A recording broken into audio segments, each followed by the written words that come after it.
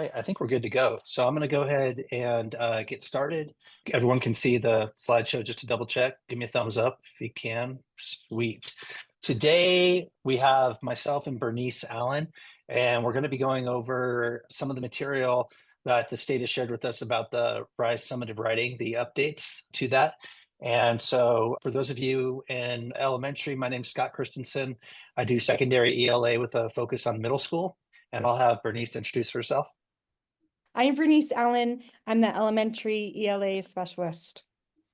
All right. So going into this, our goals today are basically understanding what the big differences are with the RISE assessment, having it align now to the new rubric, talking about sort of the rubric changes, how the structure of that, and how the prompting has changed as well. And then thinking about, okay, what can we do, in the last month or so of before RISE testing, how are there adjustments that need to be made or not? And I can say from at least classes I've been in, many, I know 7th and 8th grade and 6th grade teachers are already in line. So we're there. So success criteria then is that you can explain sort of the revisions, you understand where the rubrics are, what the differences are, and how it will now evaluate, or at least the process they're going to use to learn to evaluate. So just to set up for success today, if you don't mind just staying on mute while Bernice and I do this or are talking, that'd be great. But we do want to have a spot for you to ask questions, and we'll pause here and there to answer them. So we'll put this slideshow in the chat, and there's an attached document. So if you put your questions there, one of us will be monitoring them, and then we can answer them as we go through. And if you don't mind just having your camera on, that just makes it a little easier. Although I can't really see anything because all I see now is my PowerPoint, or my slides. So. I see it, so it's good for me. There you go. So again, today we're focusing on changes. This is going to affect RISE Writing grades 3 through 8. And the tests are updated and they're currently available. The training tests are updated and they're currently available. So just kind of real quickly, and some of you have already played around with this and some may not have, but the assessment suite it's pretty similar as far as the way the availability has always been. There are benchmarks, which are optional and given throughout the year in grades 3 through 8. And the focus is on demand writing. We'll get more into that a little bit in a minute. And then there's summative, which is the required, and that is just grades 5 and 8. But I like to look at it as a system, right? This is sort of like your 8th grade is your culmination of your writing program. So it represents the whole school. And then the 5th grade is a culmination of your writing program that represents the whole school. So kind of looking at it like that. So let's just get right into it. Some of the big changes with the writing assessment. Some of the bigger things are going to be the prompt language. Before, we might have seen something that said in 3 paragraphs or in 2 paragraphs or whatever. This one does not say that because it's looking for the students to give a full response to the prompt, whether that's 2 paragraphs or 8 paragraphs. So they're basically looking at it that way. I like this change, the next one, because they get very specific and use the same language as the rubric, where they're going to say something like state a claim, and that is in the rubric versus just saying persuade, like for argument writing. There's a bigger emphasis on making sure to connect that evidence to reasoning, which is a lot of the language that we've used with evidence and elaboration. So there's a real how does this connect going on there, rather than just listing evidence or listing information.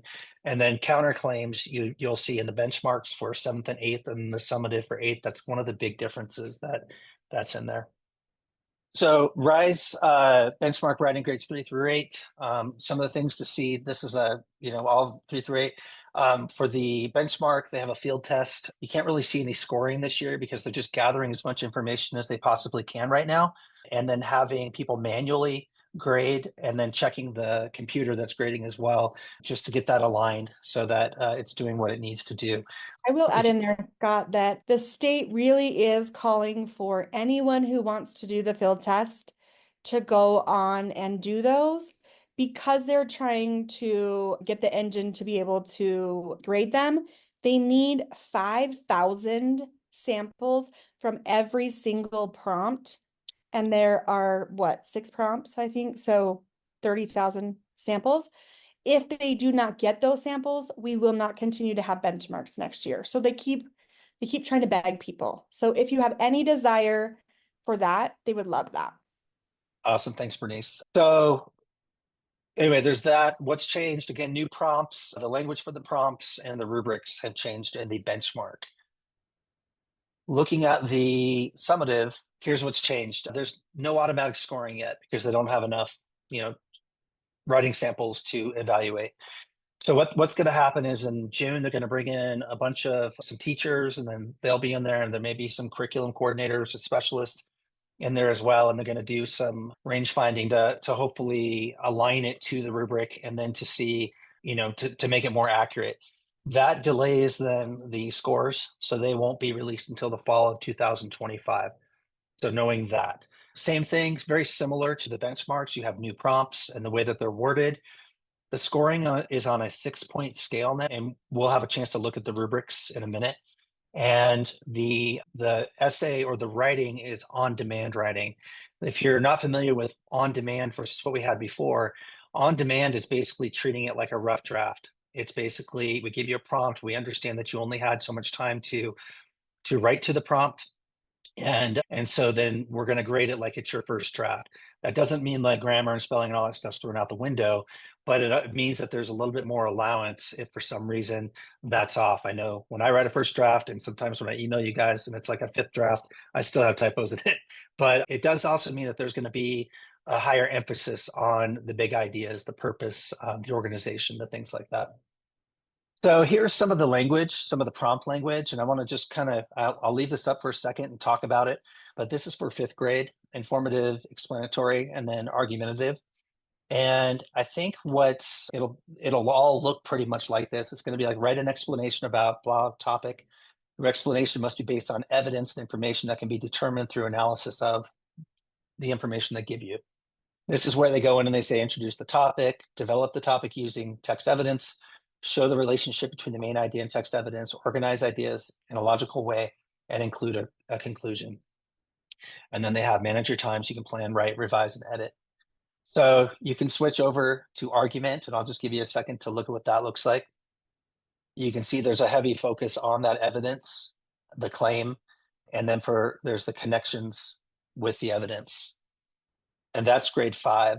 What I've done is, or Bernice and I have done, is we've gone in and we've highlighted the major differences in grade 8, 7 and 8 actually. So this would be in the benchmark. So really they're very similar in the way that they're structured. The big differences are these right here. In informative explanatory, it changes to and reasoning, so elaboration. And then it's evidence from multiple sources for our informative writing. And then in argumentative writing, it addresses the counterclaims as we had stated a little earlier. I'll leave that up if you want to take a look at it for a couple seconds. All right. I will now hand it over to Bernice, who's going to talk about some of the rubric changes. All right. Does anyone have any questions you want to ask really quick before we get on that? I'm just going to do a couple of things. It is easier if you put your questions in the document versus the chat, just because then we have them. And I don't want them to get lost. And then if we have to come back to them, this will be a document that if you keep open on your thing, I made a column for answers so that everyone can kind of see that as they come in too. So if your questions are coming in, and I know, hi, Key Pedersen, I'm sorry if I said that wrong. Your question, good question. I'm going to check into that. But if you would put your question onto the document, she's saying she looked this week and the benchmarks, the writing were not there. So if you put that on the document, then I can follow up on that as well and email that information back out. So, so the big things that are going to change in the rubric, which I was so excited about, is there is going to be a 6-point rubric now instead of the 4-point. And Okay. so it's on demand, which I love because that's kind of what it's been, right? Rise has been on the demand, but they've been grading it like a process writing. So now go back. Yeah, there you go. So now they're actually going to grade it as if it's an on-demand writing. So again, in those rubrics, the rubrics are the same for the benchmark and the summative. So if you're in a grade 3 or 4 and you're doing those, or 6 or 7, and you're doing them just as to have that assessment and not the summative, they are the same for both of them. And they're 2 rubrics and they're on a 6-step scale, and we're going to show you what that looks like. Essentially, they've put purpose, organization, and evidence elaboration and combined it into one score focused on the content of writing. Then there's a second rubric that is conventions. And the conventions is the same for all grade levels. So it's one rubric for grades 3 through 8. And then they're really saying we're not going to combine them. So like what we've seen in the past, we combine both those scores into one score out of 10, right? We're not going to combine them anymore. It's not going to be an overall score. It's a this on the content and a this on the conventions. And it really is a rubric score. So it's not a scale score, it's a rubric score anymore from now on. So here's we kind of wanted to show a visual of what it's going to look like. And we're going to show you an example too and let you go and look at them. So again, they're designed to on demand. So I always like to use the same rubric, right? If in your class you're doing a process writing, we don't want you to use these rubrics. They're meant for on demand. So if you're doing one of the responder reading and wonders, or you're doing an analytical writing in your classroom where they're asked to write right now in one class period and you're practicing that, then you can use these rubrics. But if we're taking it through all of that plan, draft, revise, they don't want us to use these rubrics for that. You would use your curriculum specific or your grade level created rubrics for those. So the rubrics are with content, again, it's that purpose, organization, evidence, elaboration into one score. And it is unique to each grade or grade band. And then conventions is grammar, spelling, sentence structure, and all of those things combined into one score focused on the mechanics of writing. And that rubric is the same for all grades. And again, they said it like 12 times, and that's why we were kind of saying don't combine them into one score. They're separate. So here's the idea of what it will look like. Here's their language, and a 4 is meeting standard on the content.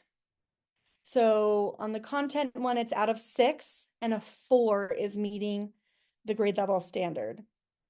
I'm just kind of going slow to give you a second to glance at that. Another thing to remember is we're not going to say a 5 or a 6 is above grade level because we are not assessing 6th grade standards or the grade above us standards. We're only assessing our own.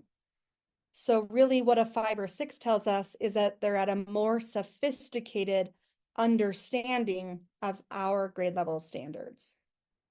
So if I was talking to parents or anyone about that, that's how I would say that 5 or that 6, that it's more sophisticated. A 4 is an adequate understanding. So then go ahead, Scott, if you will, to the next. So this is where these rubrics can be found. And we're going to have you go in and actually get into them and then break out and talk amongst your levels. They are found right on the RISE portal, and you don't have to sign into it. So if you're panicking right now about not remembering your password, if you have the slideshow pulled up right now and you click on that link, you can do that. Or if you just go to utahrise.org and you select resources, and then you go to writing rubrics, and then you go to your grade level rubric. And then there's also conventions. So if it were me pulling it up right now, I'd pull up my grade level and then up the conventions one, and there will only be one for all of them. So I'm going to give you a second to go ahead and do that. If you're having a hard time get to that, you can come off mute and let us know. Or you can put that in the chat just to make sure we get you all what you need to have before we put you into breakout rooms. Okay, are you ready? Here's Yeah. the fun part. Now you get to go, we're going to have you go look in those.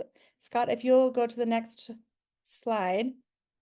So we're going to have you go into your grade level breakouts. For elementary, it's just going to be all elementary into one. Unless we go in and find there's an overwhelming amount of all of you, then we can figure that out. And you're going to discuss the following. What do you notice? What changes do you need to make to your writing instruction? How will you utilize this rubric in your instruction? What changes do your students need to make? And I'm going to add one we didn't think about before, which is what are you excited about?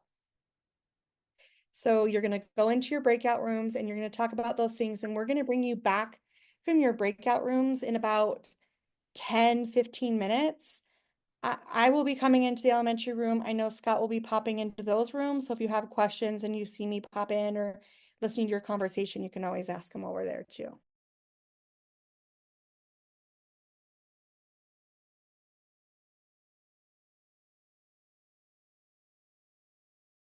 So let's just like circle back. Our key takeaways are now that the writing prompts are better aligned with the updated standards, that we have the argument and the informational writing. The new rubrics are focused on that on-demand writing, ensuring fairness for students completing essays in one sitting, which when we were talking in the elementary level, we were really excited about that because they've really kind of been doing that, but been graded the other way. And that ELA and writing scores will not be available until the fall of 2025. So make sure you're planning on not having those in the spring like we have in the past. And then if you have any other questions, you can always reach out to Scott or I. I notice there's a lot of questions in the document. I'm going to go through as we find answers, we'll go through and answer those on there as well. And you're free to go now unless, oh, we have one more, sorry. Unless you want to stay around for questions, you're welcome to stay around too. But there are some changes in the ELA reading portion as well. They're not quite as big, so we are just going to be doing a slideshow and a little screencast and sending that out next week. So look for that in the elementary level, look for it in your grade level email, and then in the newsletter at the secondary level. But their major changes are there's no editing and listening tasks anymore. And there's a cluster task that you will have one clustered task in the passages. So it will kind of be a choose your main idea, and then which one of these supports the main idea you chose. So depending, their answers depend on one another. So we'll give you, that's just a little sneak peek, and then we'll be sending those out next week.